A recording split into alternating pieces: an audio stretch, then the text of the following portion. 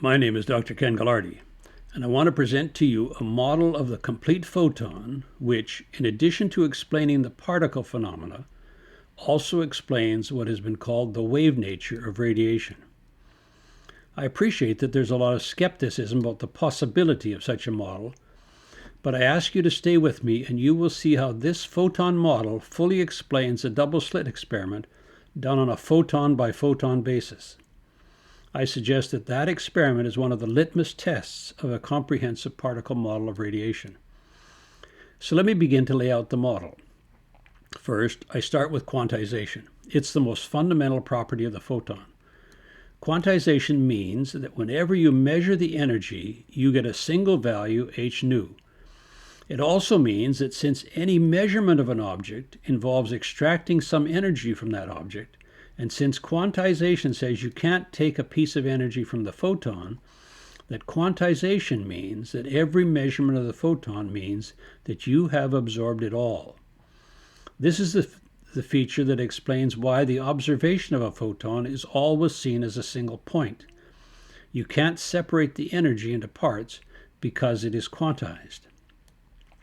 Now I add to this feature the observation one has with such things as the long wavelength cutoff frequency in a waveguide, or the observation of a microwave oven door, where long wavelength microwaves cannot pass through the small holes, while short wavelength visible light passes freely. I interpret this as implying that the photons must have a radial dimension, and I take the liberty from that of presuming that the photon is in fact a three-dimensional object. The combined implication of an observation being a single dot with the photon being a three-dimensional object is that one cannot identify the point within the photon at which the measurement is triggered. You can't confirm that the measurement was at the beginning nor at an outer edge, and this leads to a dimensional uncertainty equal to the volume of the photon. Longitudinally, the uncertainty is equal to its length, and radially to its diameter. A further implication of this is that one cannot identify the feature of the photon which is involved in the measurement. You can't say that the measurement was made where the field strength was above a certain level, or pointing in a given direction. This implies a causal uncertainty. The result is that one is limited to describing interactions on a probability basis. This means that instead of looking at the cause of the interaction, one looks at the result of the interaction, and interprets the results as describing the probability that this perturbation will cause a photon to respond in that particular manner. And if there's more than one outcomes, then, such as the orders of a diffraction grating, then the results describe the relative probability of each of these outcomes. The consequence of this is that the photon does not satisfy relativistic mechanics, nor quantum mechanics, which implies that the photon is a unique particle different from all others. How a given photon will respond to a perturbation can only be described on a probability basis. You will see this in the explanation of the double slit experiment in a separate video that I'm posting at this time as well, and in a subsequent video where I deal with polarization, including when the single photon travels down the optic axis of a birefringent media. All this comes from quantization of a three-dimensional object. There are 7 other important properties of a complete photon, and they are: first, the spin is equal to h bar. Second, the internal variation of the fields is given by sine of kz minus omega t, where omega over k equals the linear speed of the radiation.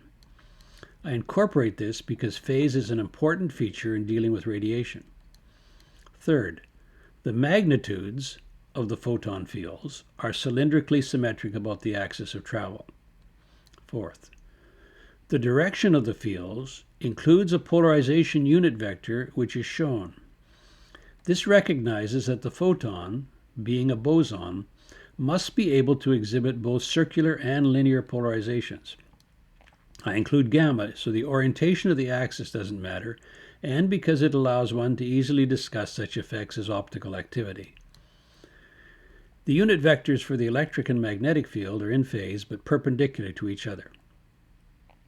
Fifth, The outer boundary of the photon is a closed surface where the electric and magnetic fields are zero. I call this the stability requirement because the fields cannot go to zero instantaneously and maintain a stable structure. Now, before I identify the other two features, I want to put the fields together as shown and work with them for a few minutes. You'll notice you'll include the radial symmetry, the internal wave nature, and the unit polarization vector. The polarization vector for the magnetic field is such that E cross B is in the direction of travel. Outside the closed surfaces, the fields are zero.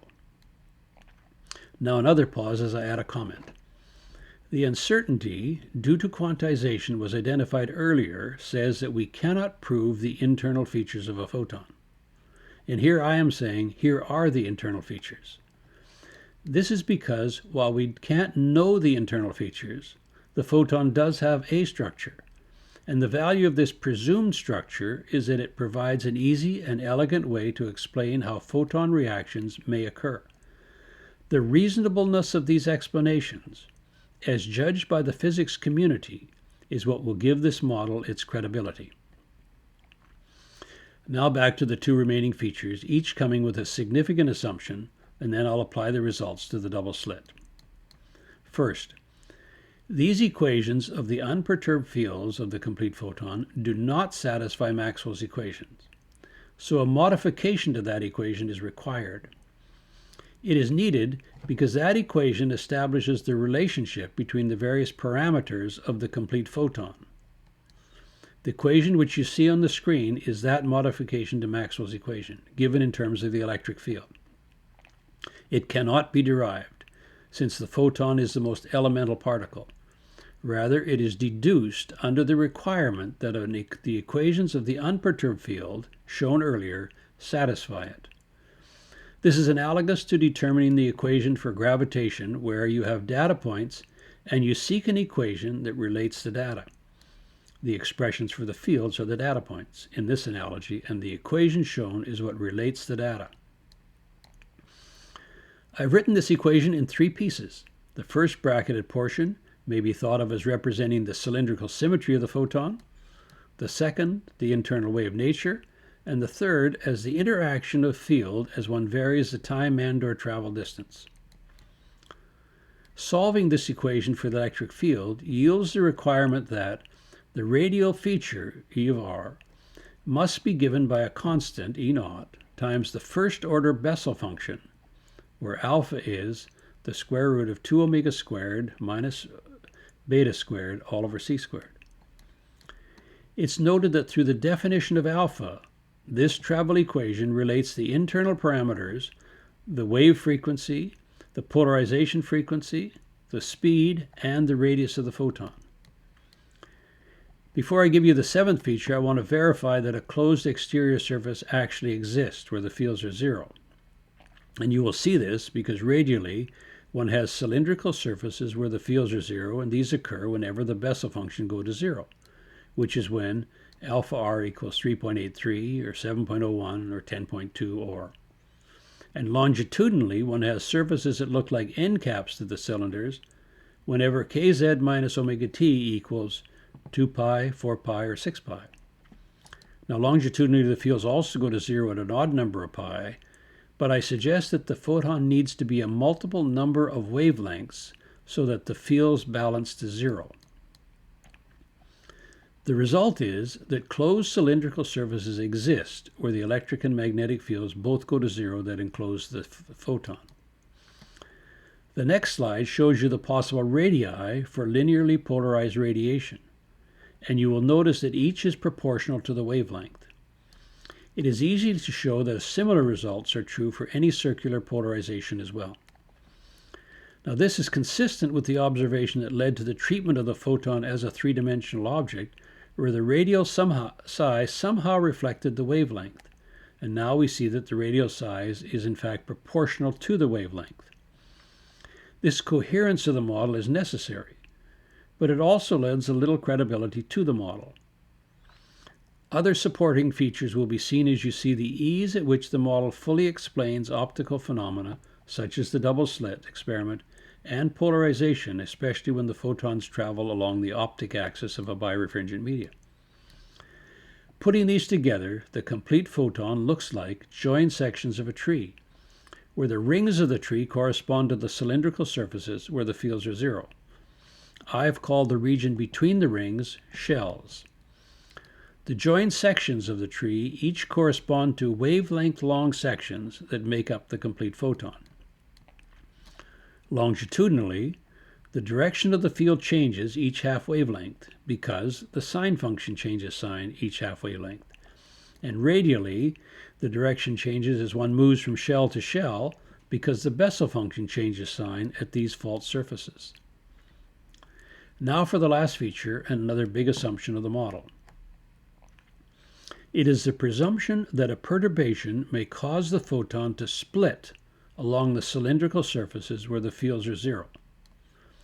I made this presumption because the cohesion should be the weakest where the fields are zero, and because each of these cylindrical surfaces could be an outer boundary. For clarity, I've called these surfaces fault surfaces. This splitting, caused by an interaction, would allow the shells to separate and travel different paths, all the while continuing to be a single photon, and the shells will reunite after the perturbation, which caused the splitting, ceases to hold the shells apart, although this may take some time and distance. Three conditions apply to the restoration of the photon to its unperturbed format, when the shells have split and are taking on a different character.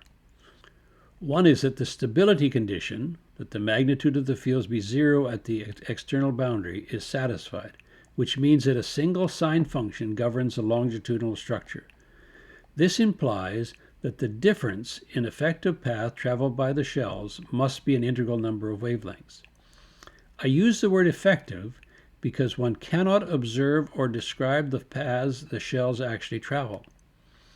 The second condition is that the shells must come together so radially there's an orderly transition of the field direction and strength as one moves from shell to shell. This means that a single Bessel function describes the radial feature throughout the photon. And the third condition relates to polarization, which I haven't talked about much, but it too must be described by a single polarization vector. An interesting detail regarding the shells is that they are enclosed by a surface where the fields are zero, implying some stability for the shells. It is also noted that one cannot measure or observe the path of a single shell because one cannot observe a part of the photon. These shells are not measurable. This means that the photon does not have a definable path while the shells are separated. Any observation of the photon that occurs in this region, where the photon shells have not united, would be an additional interaction or perturbation, the effect of which would have forced the shells to come together. Well, that's the model.